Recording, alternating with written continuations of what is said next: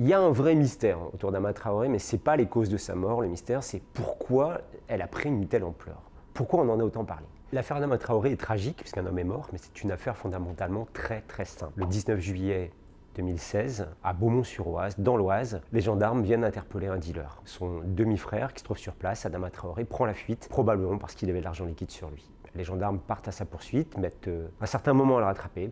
Il est finalement arrêté dans un appartement où il avait trouvé refuge. Ensuite, il est mis dans la voiture, emmené à la gendarmerie de Beaumont-sur-Oise, où il décède d'un arrêt cardiaque. Les causes de la mort, évidemment, ne pourront jamais être parfaitement identifiées. Après son décès, évidemment, comme le prévoit la procédure, Adama Traoré a été autopsié par 2 équipes de légistes, qui sont arrivées à peu près aux mêmes conclusions. Le jeune homme a pu mourir sans qu'il y ait eu violence commise sur lui. Il était athlétique, il était costaud, musclé, mais il avait une fragilité. Il avait une maladie des poumons qu'on appelle une sarcoïdose. Ce jour-là, il a couru très vite pour échapper aux gendarmes. La journée était extrêmement chaude, la température avait dépassé les 38 ou les 40 degrés. Et il est probable que cette insuffisance pulmonaire d'Adama Traoré, ajouté à un effort violent, ajouté au stress, ça a pu provoquer un arrêt cardiaque malheureusement. Nos voix doivent être entendues. Aujourd'hui, quand on est là avec le combat Adama, c'est que mon frère est mort le 19 juillet 2016. Ça fait presque 2 ans. Il n'y a toujours pas eu de justice. L'instruction autour de l'affaire Adama Traoré a duré 6 ans. Ça peut paraître interminable. En fait, malheureusement, dans l'état actuel de la justice française, c'est un délai assez standard. Mais globalement, il y a quand même eu de longs temps morts. Il y a quelques dates importantes. Évidemment, le 19 juillet 2016, quand tout démarre, le jeune homme meurt et que 5 nuits d'émeutes consécutives s'ensuivent dans le secteur de Beaumont-sur-Oise. Ensuite, il y a une autre date à ne pas sous-estimer, c'est le 31 décembre 2016. Ce jour-là, Assa Traoré est une sorte d'invité spécial du site Mediapart. Elle présente ses vœux et c'est sans doute le moment de bascule, celui où la mort d'Adama Traoré finit par être reléguée au second plan et où le personnage central de l'histoire devient Assa Traoré. La date suivante nous emmène 3 années plus loin, en 2019.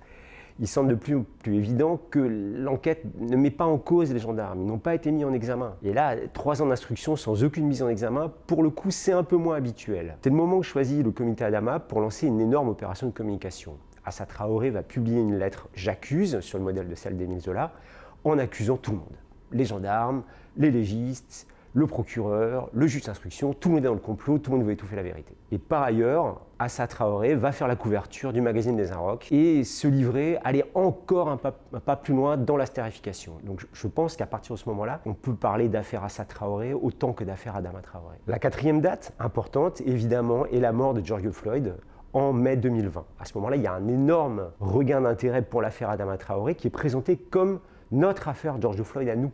Sauf qu'en fait, ça va se retourner contre le comité Adama parce qu'il n'y a pas de violence avérée de la part des gendarmes. Et surtout, il y a des éléments dans le passé d'Adama Traoré qui vont remonter et qui ne sont pas du tout à son avantage. Des détails sordides qui n'auraient jamais dû sortir, mais du fait de la médiatisation que le comité Adama a voulu. La mémoire d'Adama lui-même va être salie, malheureusement. Et la dernière date nous amène là, pour le coup, en novembre 2022, c'est la fin de l'instruction. Toujours sans mise en examen. Et s'il n'y a pas de mise en examen, il ne peut pas y avoir de procès. Il y a un vrai mystère autour d'Adama Traoré, mais ce n'est pas les causes de sa mort. Le mystère, c'est pourquoi elle a pris une telle ampleur.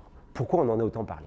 On a des affaires de violences policières où les faits sont beaucoup plus caractérisés, puisque évidemment, malheureusement, les violences policières existent en France. Et dans le cas d'Adama Traoré, le moins qu'on puisse dire, c'est qu'elles ne sont pas flagrantes. Il faut sans doute admettre qu'en définitive, le fond du dossier n'avait pas d'importance. Ce qui était important, c'est que Assa Traoré est une personnalité charismatique. Elle était entourée par des militants dévoués, professionnels, qui ont à cœur de défendre les populations racisées, pour reprendre leur terminologie, contre les violences policières. Une partie de la presse également a accordé une grande importance à Assa Traoré. La presse américaine l'adore. Le New York Times a été un des premiers journaux avant même certains journaux français, à traiter de l'affaire Adama. Par la suite, le magazine Time a élu Assa Traoré personnalité de l'année en 2020 pour son édition européenne. Avec tout le respect qu'on peut avoir pour une sœur qui se bat pour la mémoire de son demi-frère, c'est absolument démesuré, puisque d'une certaine manière, traiter Assa Traoré de la sorte revient à admettre, avant d'avoir eu les conclusions de l'enquête, que son frère a bien été victime de violences policières et non pas qu'il est mort pour des raisons banales. Quand on a une affaire aussi médiatisée que l'a été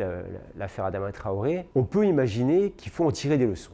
Revoir des procédures, améliorer certaines techniques d'intervention ou d'interpellation. Mais dans le cas d'Adama Traoré, on a un problème. C'est que tous les experts qui se sont penchés sur le sujet sont unanimes pour dire que les gendarmes n'ont pas fait de faute. Ils ont travaillé selon les règles. Une commission parlementaire l'a souligné. on ne peut tirer aucune leçon de l'affaire Adama Traoré en termes de maintien de l'ordre. Tout simplement parce que jusqu'à preuve du contraire, les gendarmes ont fait leur travail, rien que leur travail, et parfaitement leur travail.